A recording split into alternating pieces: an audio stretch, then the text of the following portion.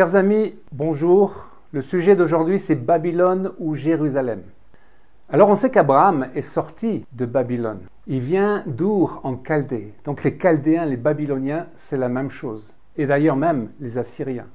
La plupart des prophètes utilisent cette expression « fuyez Babylone »,« sortez de Babylone ». Alors ça concerne le peuple juif parce qu'ils étaient en exil. Mais que dit le Nouveau Testament? Lisons Apocalypse 17. Il me transporta en esprit dans un désert, et je vis une femme assise sur une bête écarlate, pleine de noms de blasphème, ayant 7 têtes et 10 cornes. Sur son front était écrit un nom, un mystère, Babylone la grande, la mère des impudiques et des abominations de la terre. Et je vis cette femme ivre du sang des saints et du sang des témoins de Jésus. Nous voyons donc une femme qui est pleine d'abominations et qui est enragée contre le peuple juif, les saints, et également contre les chrétiens. Il y a en face de Babylone une autre ville qui est Jérusalem. Et selon Ézéchiel 16, nous lisons que cette ville est également une femme. Elle est magnifique, elle est belle, elle est digne de la royauté. Et donc nous comprenons qu'il y a un combat céleste entre Babylone et Jérusalem. Babel et Babylone, c'est le même nom, Bavel en hébreu. Et nous devons retourner en Genèse avec les fils de Noé, notamment Sem, Cham et Japhet. Le petit-fils de Cham s'appelle Nimrod. Et Nimrod est le grand dictateur de l'époque. Et nous allons lire ce passage où il veut se donner un nom. Lisons Genèse 11, 4. Ils se dirent l'un à l'autre, « Allons, faisons des briques et cuisons-les au feu. » Et la brique leur servit de pierre, et le bitume leur servit de ciment. Ils dirent encore, « Allons, bâtissons-nous une ville et une tour dont le sommet touche au ciel, et faisons-nous un nom. » Nimrod, disais-je, est le grand dictateur de l'époque. Mais nous retrouvons ce Nimrod, ou plutôt une réincarnation, on va dire, dans la personne de l'Antichrist à la fin des temps. Et nous voyons ce que fait Nimrod. Il construit une tour, il construit une ville, il veut se donner un nom.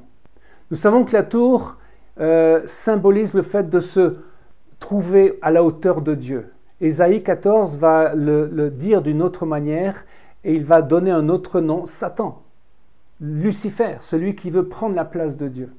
La ville, nous le voyons dans Apocalypse 17, eh bien c'est cette femme d'abomination. C'est cette femme qui a sur son front le nom Babylone la grande. Et en face d'elle, une Jérusalem qui combat cette Babylone. Le ciment qui joint les briques. D'abord, une brique, c'est fade, c'est neutre, c'est un clone, c'est l'esclave. Alors que le ciment qui nous réunit, nous les pierres vivantes, c'est le Saint-Esprit. Et Dieu ne supporte pas l'uniformité, il aime la diversité. C'est pourquoi il va confondre ce projet, il va abattre ce projet de Nimrod et permettre que toutes les nations aient différentes langues. Mais en acte 2, nous voyons que Dieu va faire les choses en donnant une langue vivante, celle du Saint-Esprit. Quel est l'antidote à Babylone? Bien sûr, nous avons parlé de Jérusalem. Mais Dieu va susciter un roi qui n'est pas juif pour justement reconstruire Jérusalem. Il s'appelle Cyrus, en hébreu Koresh. Et c'est intéressant de voir que ce roi qui n'est pas juif, encore une fois, va permettre au peuple de revenir de Babylone. C'est ce qu'on appelle le retour de l'exil, du temps d'Esdras, Néhémie, Zacharie, Agé, avec pour but de reconstruire à la fois le temple et les murailles de Jérusalem, qui symbolisent d'une certaine manière tout Israël. Cyrus est celui que Dieu aime, selon ce que dit la Bible. Cyrus est loin de l'Éternel. Lisons Ésaïe 45. Il est le berger également. Donc ce sont des termes extrêmement forts.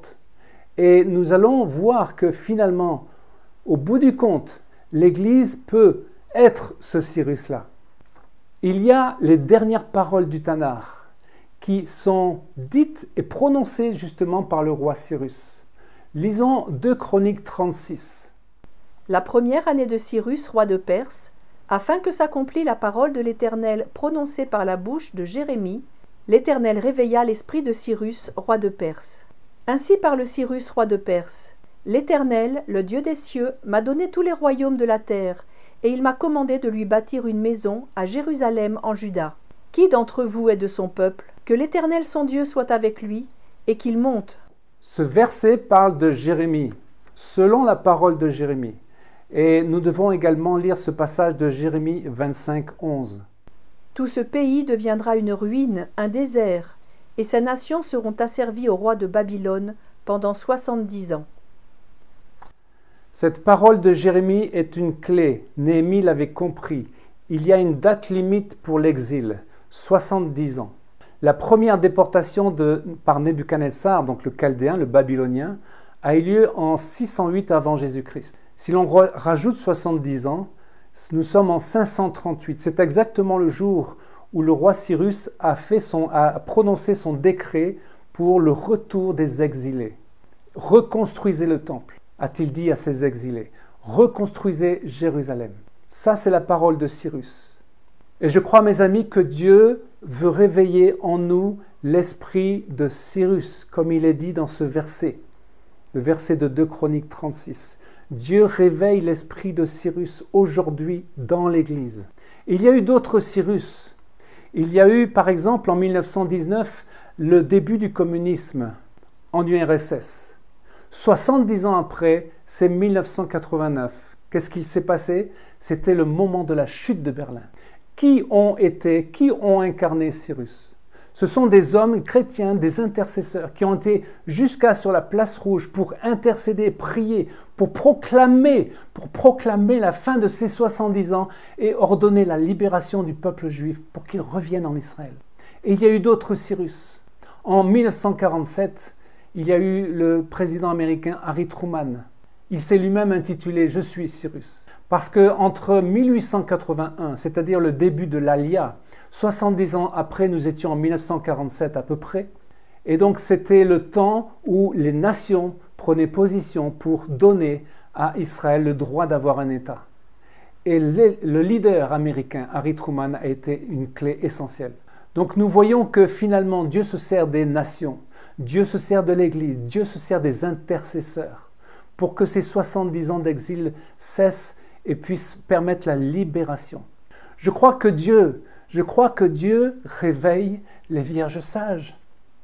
Nous sommes et nous voulons être ces vierges sages et non pas folles. Mais elles dorment, les vierges sages. Je crois que nous devons discerner ces temps. L'esprit de Babylone est toujours, d'une certaine manière, dans la chrétienté, parce que Dieu va faire un tri pour permettre que de l'Église sorte l'épouse, purifiée, sans ride ni tache. On sait que l'esprit de Babylone a été inoculé du temps du roi Constantin au IVe siècle.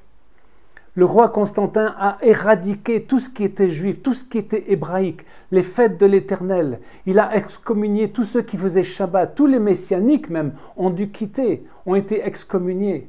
Et Constantin a également changé le calendrier, donc plus moyen de fêter les fêtes de l'Éternel au bon moment. Donc ça, c'est l'esprit de Babylone qui combat l'esprit de Jérusalem. Encore une fois, et vous me direz que je reviens toujours à Israël, mais je crois qu'effectivement, c'est la clé. Nous sommes dans un temps où l'ennemi est en train de créer le nouvel ordre mondial. Le nouveau Nimrod a pris place. Et nous sommes dans ce temps où l'Église doit se réveiller pour que l'Esprit de Dieu habite en nous d'une manière claire, que de l'Église de la chrétienté sorte l'épouse. Mes amis, il y a une prochaine fois pour une nouvelle vidéo en direct de Jérusalem.